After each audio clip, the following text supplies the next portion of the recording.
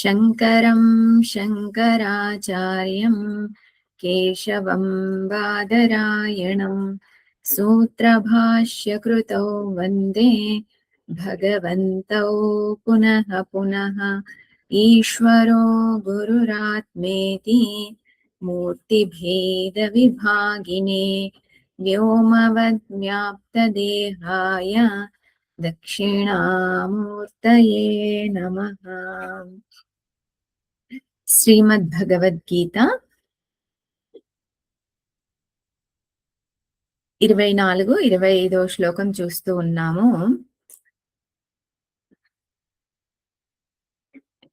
వీటిలో గుడాకేశుడు అంటే ఏంటనే దానికి అర్థం చూసాం నిన్న. హృషికేశుడు అంటే అర్థం ఏంటి? హృషికేశ అంటే హృషికాణాం ఈశః హృషికేశ. హృషికాణాం అనగా ఇంద్రియాణం, ఇంద్రియాలకి అధిపతి అయినటువంటి వారిని హృషికేశుడు అంటున్నారు. అంటే ఇంద్రియాలని నియంత్రించగలిగేటటువంటి వారే హృషికేశుడు. అలాగే రథోత్తమం అనేటటువంటి శబ్దం కూడా ఉంది మనకి శ్లోకంలో. రథోత్తమం అంటే ఉత్తమమైనటువంటి రథం అని. ఉత్తమమైన రథం అని ఎందుకన్నారు అని అంటే, సారథి ఎవరు అని అంటే శ్రీకృష్ణ పరమాత్ముడు. అలాగే అశ్వాలు కూడా విశేషమైనటువంటి అశ్వాలు. ధ్వజం ఏంటి? ధ్వజ పతాకం ఏంటి? కపియం. హనుమంతుడు. హనుమంతుడు ధ్వజ పతాకం. విశేషైః ధ్వజ ప్రభావేన. అలాగే ఆ రథం కూడా ఎవరిచ్చినటువంటి రథం అంటే సూర్య భగవానుడు ఇచ్చినటువంటి రథం అది. ఈ రకంగా ఇవన్నీ కూడా విశేషమైనటువంటివి కాబట్టి రథోత్తమం అని అన్నారు. ఉత్తమమైనటువంటి రథం, రథాలన్నింటిలో కూడా ఉత్తమమైనటువంటి రథం. భగవంతుడు సరిగ్గా ఎవరి ముందు తీసుకెళ్లి ఈ రథాన్ని నిలిపినాడు? భీష్మ, ద్రోణ వీరిద్దరి ముందు కూడాను రథాన్ని నిలపడం జరిగింది. ఇక్కడ మనం విచారణ చేయవలసింది కొద్దిగా ఉంటుంది. ఏంటి అంటే, ప్రతి ఒక్కరికి కూడా జీవితంలో సమస్యలు అనేటటువంటివి వస్తాయి.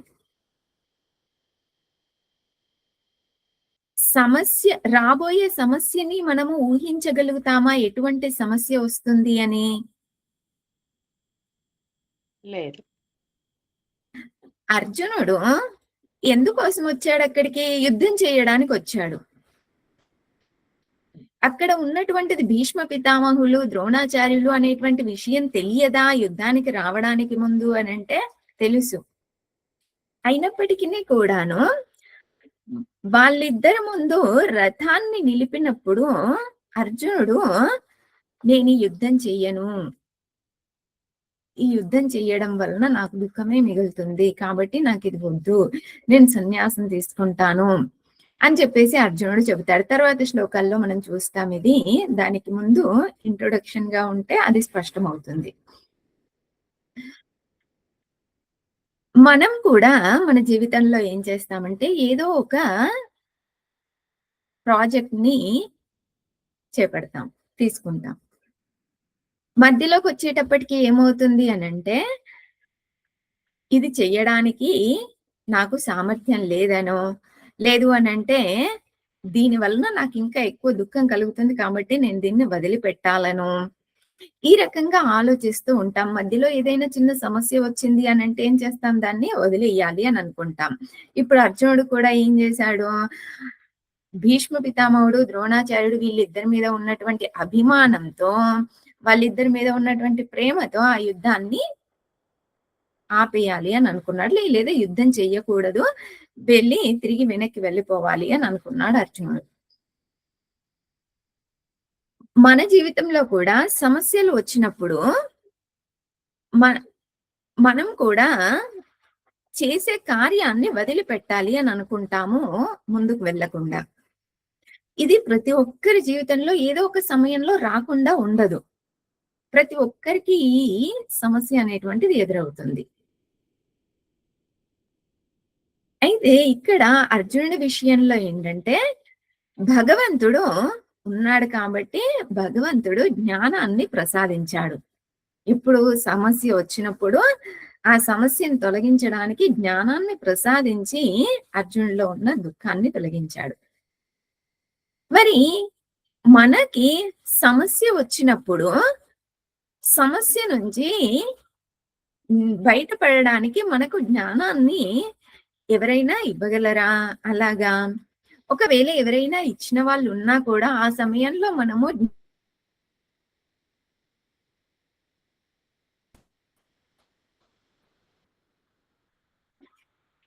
ఇంట్లో అన్ని రకాల సమస్యలు ఉన్నాయి. ప్రవచనాలకు అటెండ్ అవ్వండి అని ఎవరైనా చెప్పారనుకోండి, అటెండ్ అవుతారా?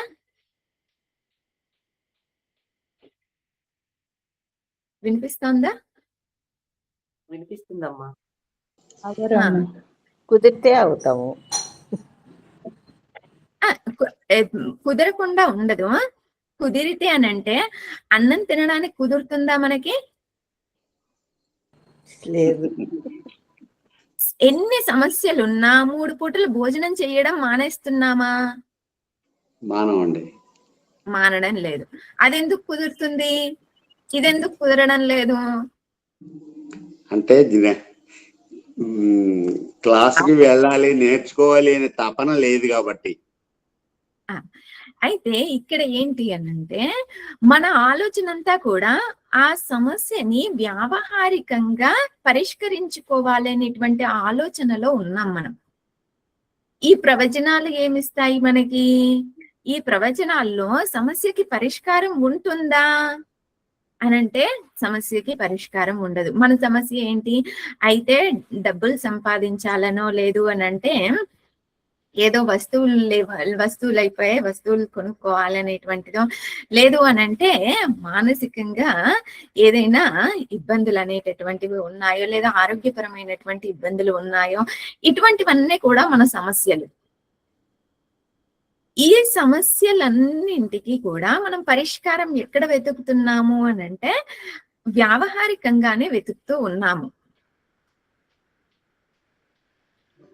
కానీ వ్యావహారికంగా మనం పరిష్కారం చేసే కొద్దీ సమస్యలు అనేటటువంటివి ఎప్పటికైనా అంతమవుతాయా? లేదు. అవ్వవు. సమస్యలు ఎప్పుడూ కూడా అంతం కావు.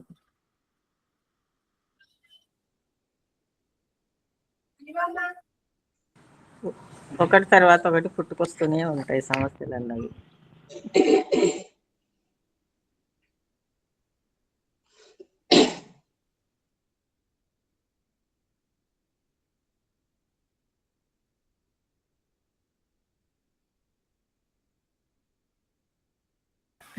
ఒకటి తర్వాత ఒకటి సమస్యలు అనేటువంటివి వస్తూనే ఉంటాయి.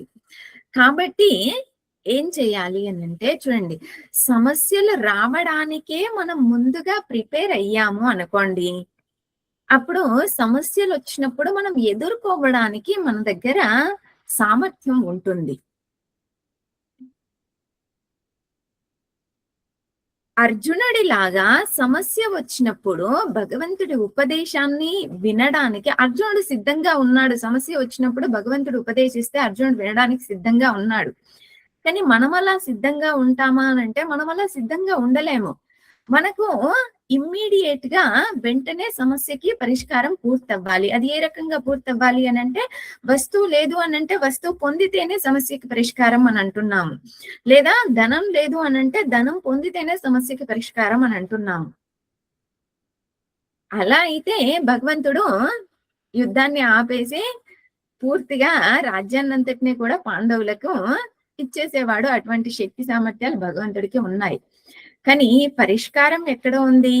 అలాంటి వ్యావహారికంగా చేసే వాటిలో పరిష్కారం లేదు.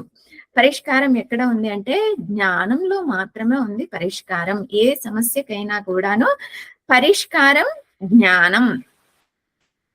కాబట్టి భగవంతుడు జ్ఞానాన్ని ఇచ్చాడు అర్జునుడికి. అర్జునుడు వినడానికి సిద్ధంగా ఉన్నాడు. కానీ మనం అలాగా వినడానికి సిద్ధంగా ఉండలేము సమస్య వచ్చినప్పుడు. కాబట్టి ఏం చేయాలి అనంటే సమస్య రావడానికి ముందే మనము ఈ జ్ఞానాన్ని పొందాము అనంటే సమస్య వచ్చినప్పుడు సమస్యకి ప్రభావితం కాకుండా సమస్యని ఎదుర్కొనేటటువంటి శక్తి సామర్థ్యాలు మనలో ఉంటాయి. ఇది ఎలాగంటే ఉదాహరణ చూడండి. ఏదైనా వైరస్ స్ప్రెడ్ అవుతుంది అనుకోండి. వర్షాకాలం కదా, అనేక రకాల వైరస్లు స్ప్రెడ్ అవుతూ ఉంటాయి. వైరస్ స్ప్రెడ్ అవుతుంది అన్న విషయం మనకు తెలిసినప్పుడు మనం ఏం చేస్తాము? మనలో ఇమ్యూనిటీని పెంచుకోవడానికి ప్రయత్నిస్తాం. మనలో మరి వైరస్ మనకు రాకుండా ఉంటుందా అనంటే వైరస్ అందరికీ వస్తుంది. వైరస్ ఎవరికి రాకూడదు, ఈ వ్యక్తి లోపలికి వైరస్ వెళ్ళకూడదు, ఈ వ్యక్తిలోకి వెళ్ళాలి, ఈ వ్యక్తిలోకి వెళ్ళకూడదు అనేటటువంటిది ఏమీ లేదు. వైరస్ అందరిలోకి కూడా వస్తుంది. కానీ ఇమ్యూనిటీ పవర్ అనేటటువంటిది ఎక్కువగా ఉన్నప్పుడు ఏమవుతుంది? మనం ఆ వైరస్ నుంచి తట్టుకునేటటువంటి సామర్థ్యం మనలో అధికంగా ఉంటుంది. అదే విధంగా సమస్యలు వచ్చినప్పుడు కూడా అవి శారీరక సమస్యలు కానీ, మానసిక సమస్యలు కానీ, ఇంకే రకమైనటువంటి సమస్యలు కానీ వచ్చినప్పుడు వాటిని ఎదుర్కోవడానికి సామర్థ్యం ఏంటి మనకు అనంటే జ్ఞానం. కాబట్టి మనము ఈ జ్ఞానాన్ని మొదటగా జీవితాన్ని ప్రారంభించడానికి ముందుగా మనం జ్ఞానాన్ని తెలుసుకోవాలి. ఆ తర్వాత జీవితంలోకి ప్రవేశించాలి. అప్పుడే మనం కాలిపోకుండా ఉండగలుగుతాం. లేదు అనంటే ఏమవుతుంది అనంటే ఆ దుఃఖానికి, ఆ సమస్యలకి మనము కాలిపోతాము, దహించిపోతాము. ఈ రకంగా సమస్యలు రావడానికి ముందే మనల్ని మనము ప్రిపేర్ చేసుకోవడం అనేటటువంటిది ముఖ్యమైనటువంటిది. ఓం పూర్ణమదః పూర్ణమిదం పూర్ణాత్ పూర్ణముదచ్యతే పూర్ణస్య పూర్ణమాదాయ పూర్ణమేవావశిష్యతే. ఓం శాంతి శాంతి శాంతిః. హరి ఓం శ్రీ గురుభ్యో నమః. హరి ఓం.